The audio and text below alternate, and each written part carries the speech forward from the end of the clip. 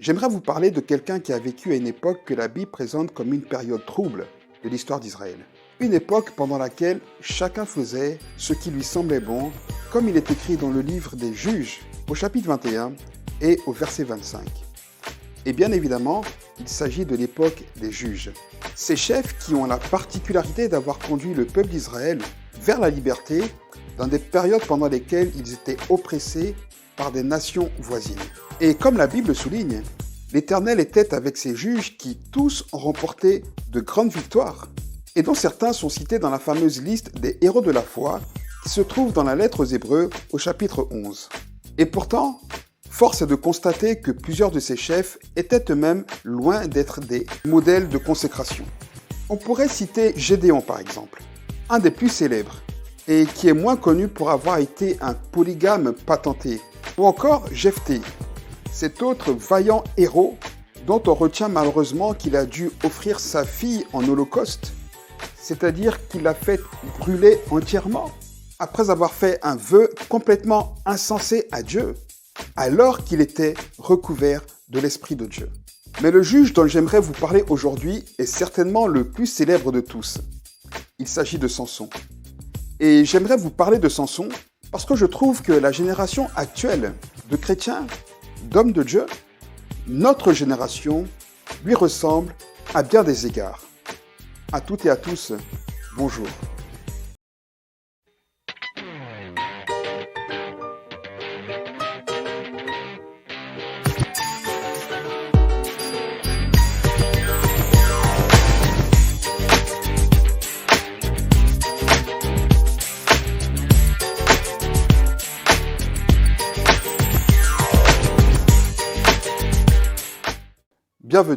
Bienvenue dans ce nouvel épisode d'Elikia, temps d'enseignement et d'édification autour de la bonne parole de Dieu.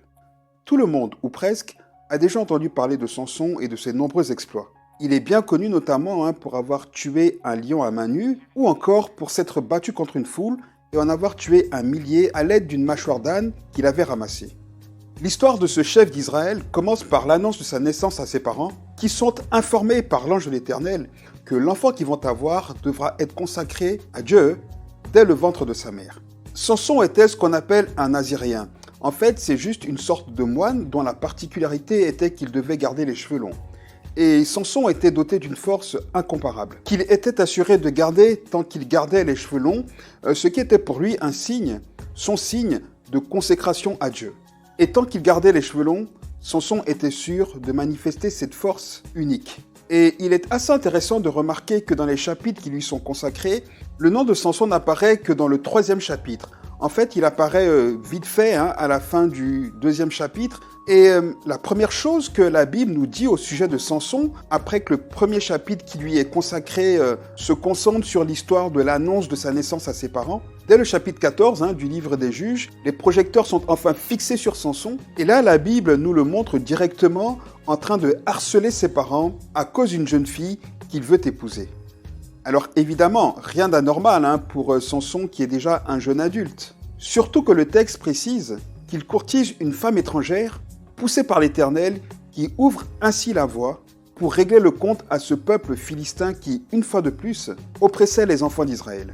Seulement, l'histoire avec cette jeune fille tourne mal et nous donne une précieuse indication au sujet de Samson. Laissez-moi vous expliquer tout ça. Samson, donc, accompagné de ses parents, va demander la main de cette jeune Philistine et l'obtient. Et pendant leur fête de mariage, Samson propose une énigme à ses garçons d'honneur, qui sont, je précise, des jeunes Philistins et non des Israélites. Il les engage à lui donner la solution de cette énigme dans les 7 jours, en leur précisant que s'ils y arrivent, il leur donnera une liste de vêtements précieux, mais que dans le cas où ils n'y arriveraient pas, ce serait plutôt à eux, donc à ces 30 garçons d'honneur, de donner à Samson la même liste de vêtements précieux. Alors ce qui se passe ensuite, c'est que ces jeunes garçons ne trouvent pas la solution à l'énigme. Et là, face à leur engagement de donner ces vêtements précieux à Samson, ils commencent à paniquer. Ils paniquent simplement parce que pour eux, cela représente un sacré défi financier. Il leur fallait trouver une solution de substitution. Ils décident alors de mettre la jeune épouse de Samson sous pression.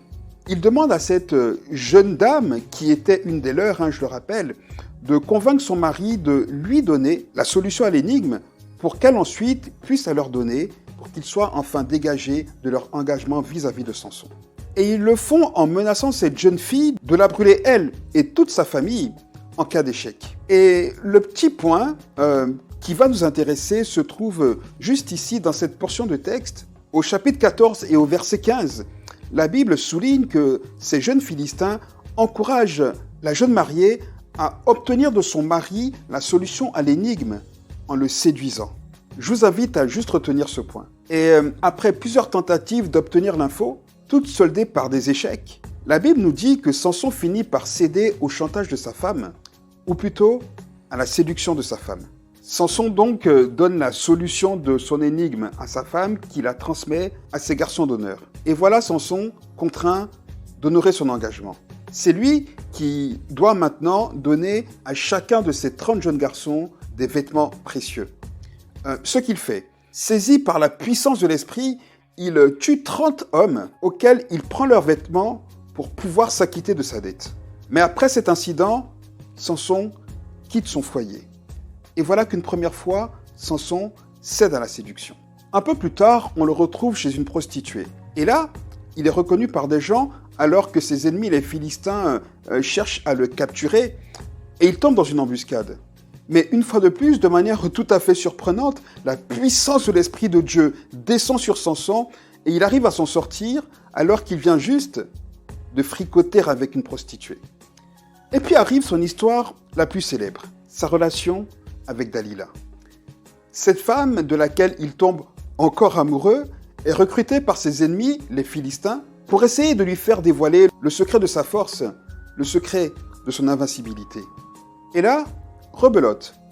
Comme avec sa première épouse, après plusieurs tentatives et plusieurs échecs, Dalila finit par faire céder Samson par la séduction.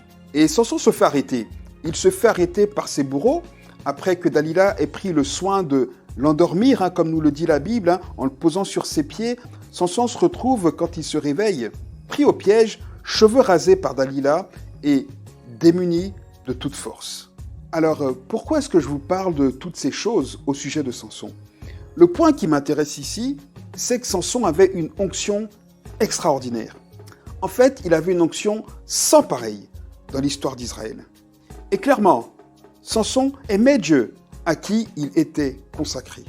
Mais en même temps, Samson était un homme sensuel, un homme passionné de femmes. Et je suis interpellé à chaque fois que je lis, à chaque fois que je médite cette histoire passionnante de Samson, par cet homme capable de manifester une telle onction, une puissance unique de Dieu, et en même temps incapable de résister à la séduction d'une femme. Cet homme capable de passer du lit d'une prostituée à des œuvres extraordinaires sous la conduite du Dieu vivant. Et tout ça en quelques heures. Je suis interpellé de voir que la sensualité de Samson n'était pas cachée, et même que c'était un des traits de son caractère connu, puisque c'est de cette manière que ses ennemis ont réussi à le piéger au même titre que sa force divine. Je suis également et surtout interpellé, parce que aussi oint, consacré et puissant qu'il était,